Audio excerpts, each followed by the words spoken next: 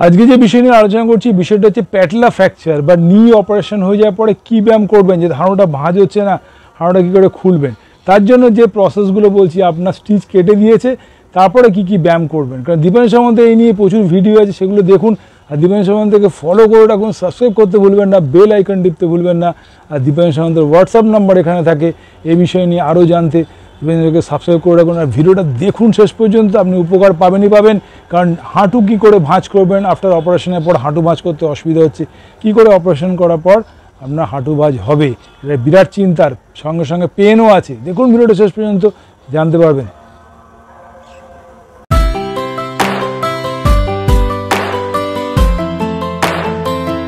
আজকে যে বিষয় নিয়ে আলোচনা করছি বিষয়টা হচ্ছে আপনার হাঁটু অপারেশন হয়েছে, লিগামেন্ট ছিঁড়ে গেছে কি লিগামেন্ট ছেড়ে নি, প্যাটেলা ফ্র্যাকচার মানে মাড়াইছে কি ভেঙে গেছে কি টিকেয়ার নি রিপ্লেস করে এসছেন, হাঁটুটা ভাঁজ হচ্ছে, হাঁটুটা সোজা হয়ে যাচ্ছে। কী কী ব্যায়াম করতে হবে?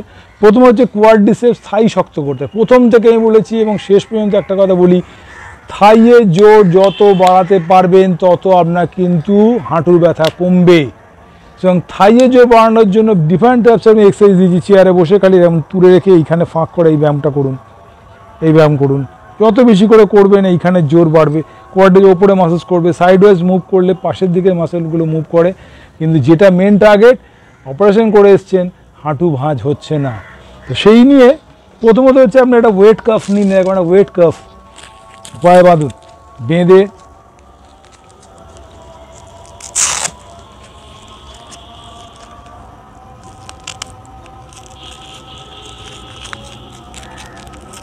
ওয়েট কাপ বাঁধুন,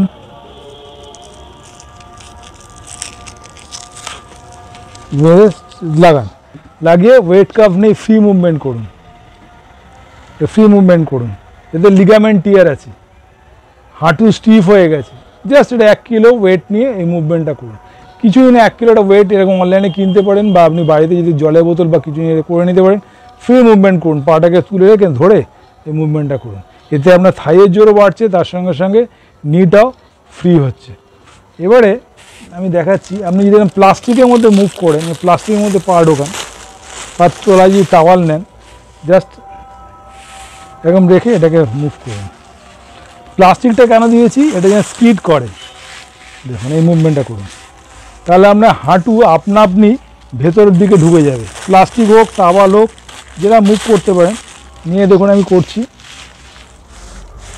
হাঁটু আপনি সামনের দিকে যা মুভ হচ্ছে, ভেতরের দিকে যেমন টাওয়ালের ভেতরে যখন আসছে প্লাস্টিকটা স্কিপ করছে, ভেতরের দিকেও মুভ হয়ে যাচ্ছে, ভেতর দিকেও চলে আসছে। এই যখনই করছেন ভেতর দিকেও চলে আসছে। প্লাস্টিকটা আপনার স্কিডে কাজ করছে, মানে তৈলাক্তভাবে কাজ করছে, বা কাপড় দিয়েও করতে পারেন, যেটা স্কিড করে ভেতর দিকে নিয়ে আসবেন, নিয়ে হোল্ড করবেন 5 থেকে 10 সেকেন্ড, আবার নিয়ে যান, আবার ভেতর দিকে নিয়ে যান, 5 থেকে 10 সেকেন্ড হোল্ড করুন, আবার এদিকে। এই যে ফ্লেকশন, এই ফ্লেকশন পার্টটা আপনার হাঁটু ইজি মুভ করবে। যেহেতু ওয়েটটা আছে, ওয়েট দিয়ে স্ট্রেচ করাচ্ছে, ওয়েট দিয়ে যেহেতু স্ট্রেচ করাচ্ছে, তার সঙ্গে সঙ্গে আপনার জোর বাড়াচ্ছে, ওয়েটটাই আপনাকে ভেতরে ঢোকাচ্ছে, বাইরে বার করছে। তাহলে আপনার এই প্যাটেলার যে ফ্র্যাকচারের পর যেই যে প্রবলেমটা, সেই প্রবলেমটা আপনার হয়ে গেল। আর এই যে মালাইচাকির যে প্রেশার, সেটা থেকে আপনি ভালো থাকবেন। কারণ এটা আপনাকে এই মুভমেন্টটা করলে আপনার হাঁটু ব্যথা অনেকটা এরকম কমে যাবে। হাঁটুর ফ্লেক্সিবিলিটি, হাঁটুর যে ভাঁজ, সেটাও ফ্লেক্সিবিলিটি আপনার এসে যাবে। এটা গেল। আর দ্বিতীয় নম্বর বলছি, যখনই বসবেন বা উঠবেন, চাপ দিয়ে উঠবেন বা বসবেন, চাপ দিয়ে উঠবেন বা বসবেন, এটা গেল। আর একটা ওয়ালে একটা ব্যায়াম আছে, যে ব্যায়ামটা দেখাচ্ছি, ওয়ালের ব্যায়ামটা জাস্ট এরকম যদি হয়, তাহলে অবশ্যই ওয়েট কাফটা খুলে দেবেন।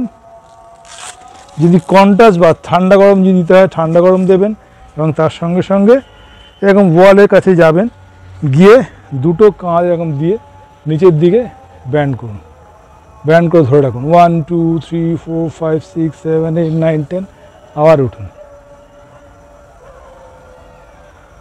1 2 3 4 5 6 7 8 9 10, আবার উঠুন। 1 2 3 4, যতটা যায় ধরে রাখুন, আবার ব্যান্ড করুন, ধরে রাখুন, ব্যান্ড করতে করতে দেখুন হাঁটু ভাঁজ হয়ে গেছে, আবার উঠুন,